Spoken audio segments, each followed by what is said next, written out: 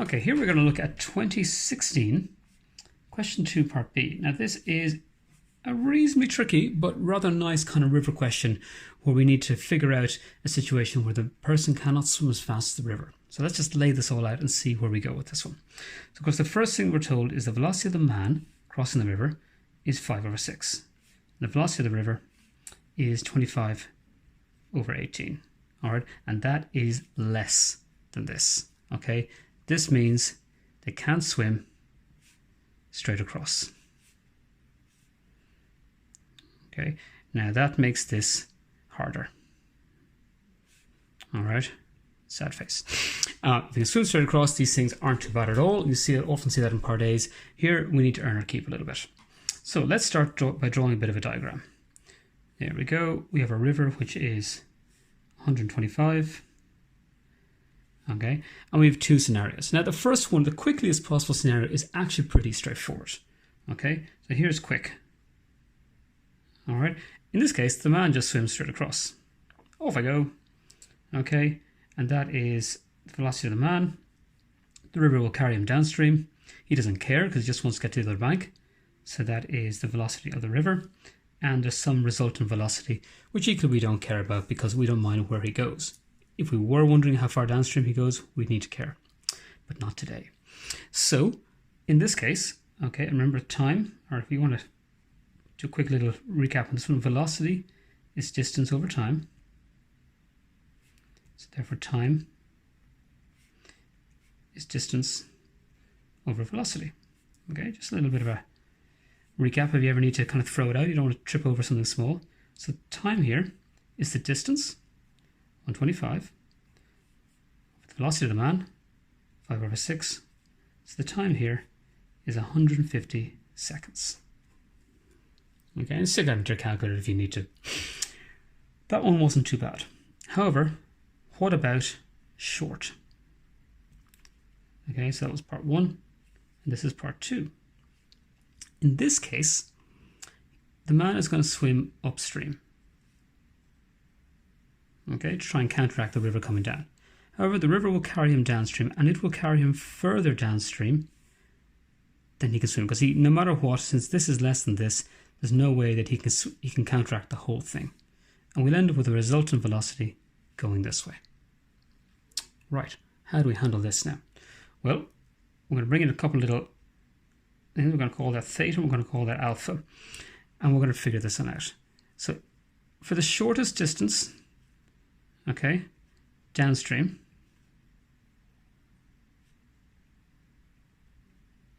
we know that theta, okay, so if he doesn't want to go down theta, this whole thing tips over, is a min. Theta is min, so the minimum value of theta, or alpha is a max. And that makes us think about differentiation. That's how we find maxes and mins. Okay, so fun times ahead. Since it's going to be so much fun, we're going to draw ourselves a fresh new diagram here. Now, I'm just going to pop that on there. Grand. So, drawing a nice big diagram so we can see what's happening. All right. So this is the velocity of the man, is 5/6. This is the velocity of the river, 25/18. This is the resultant velocity, we just call that V. And we're going to throw in our little angles. That's just the bank of the river. And that is alpha, and that's theta. You can call them whatever you want, really. But that works quite nicely. Now, when we see these kind of velocity triangles, we're thinking sine rule or the cosine rule. Okay, now sine rule is always you're going to go to a happy place because it's much easier. So let's see, do we have opposites? Well, that's theta up there by your little bit of junior cert trigonometry, and that's alpha. So I have an angle and a value. I have an angle, okay, it's a variable, not ideal, and I have a value, and I'm missing this one here. So I have enough to make the sine rule work. All right. Now, rather than do 180 minus all those guys and get messy, I'm going to bring in this v here. We have to lose it somewhere along the way, but we'll worry about that afterwards. So in the sine rule, so we're going to take this side over that angle. So 5 over 6 over sine alpha equals, and we decide to go with this one, so V over sine theta. And we just rearrange that a little bit, and we have 5 over 6 sine theta equals V sine alpha. Okay, there is a nice equation here. Now I've got all these kind of bits and pieces, and I want to figure out a maximum of this. I need something else to kind of swing it on. All right. Now often, if I'm dealing with angles, if I can find the tan of the angle, it's a bit easier. So therefore, I have a sine. So can I get cosine of either one? All right. We'll worry about which one afterwards. Actually, both will work. So I can, if we look at the cosine of these guys, that's just the I direction. Okay. So the cosine is the I components of all of this. Okay. Of the velocities. All right. And that's how we know we're going to go there. So let's think of this one. Now, remember, this is going to be plus I, and this is going to be minus I. All right.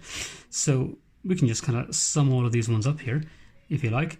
You can think of it in different ways. I'm going to say the resultant of it. So we know that V cos alpha is basically this minus this, 25 over 18 minus the I component here, which is 5 over 6 cos theta. Okay, and you could arrange this in different ways. You could add them all up on one side. But in the end, you're going to get that. Just do watch your signs. Don't kind of think that the minuses equal the pluses. We have to keep the direction in them. So, right, we have these two here. And again, we could have figured this out in terms of either one of these two. I'm just looking at this and seeing if I use my alphas, if I get a tan alpha, my V's are going to cancel. And that solves a problem for me. So that's where I'm going to go. So therefore, what I'm going to say is that the tan of alpha equals V sine alpha over V cos alpha, and that equals 5 over 6 sine alpha, sine theta, all over 25 over 18 minus 5 over 6 cos theta. Yes, it is getting a little bit of fun, isn't it? Now, I'm going to flip this over to the next page in order to simplify that.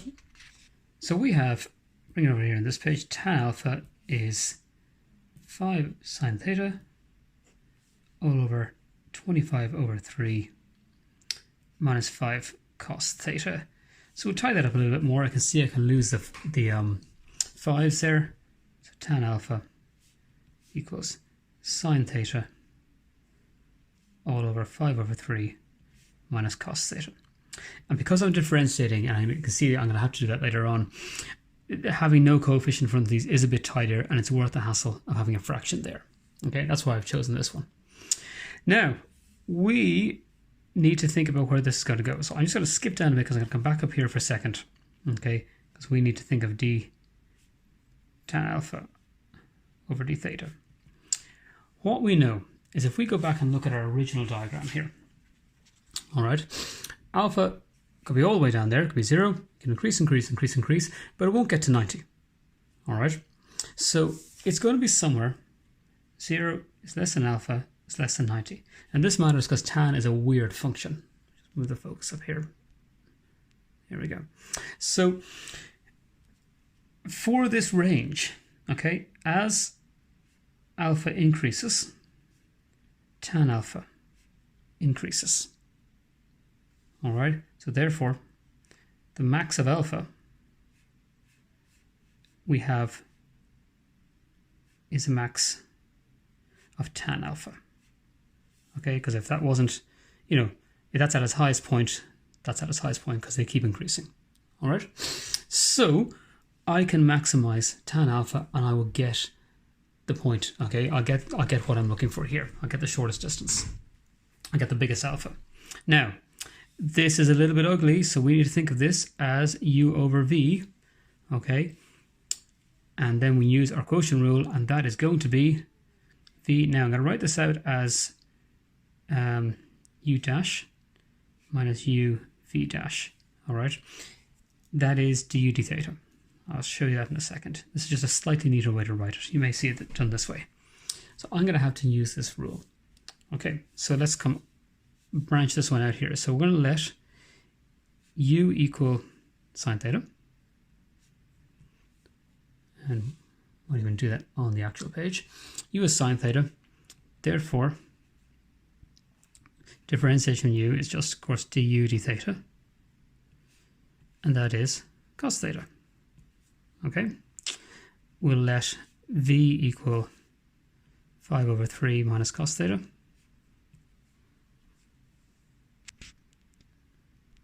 There we go, it's a little bit brighter there. So therefore, differentiation of that, which is of course dv d theta, this is just a different way of writing the same thing, is going to be, well, that goes to 0. Cos theta goes to minus sine theta, so minus cos theta goes to sine theta. Well, that's kind of nice, isn't it? We get a few of these little ones here.